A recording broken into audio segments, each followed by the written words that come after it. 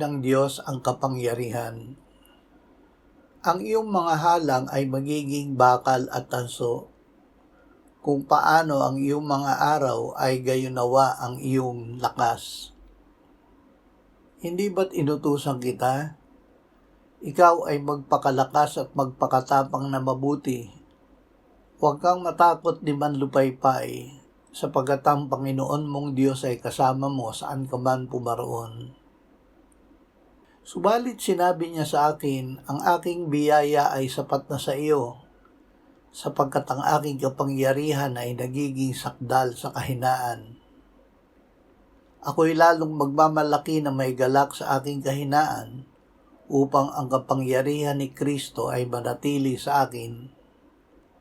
Siya ay magbibigay ng lakas sa mahina, at sa kanya na walang kapangyarihan ay dinadagdagan niya ang kalakasan.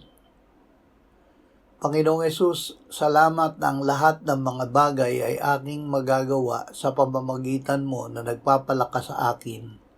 Amen.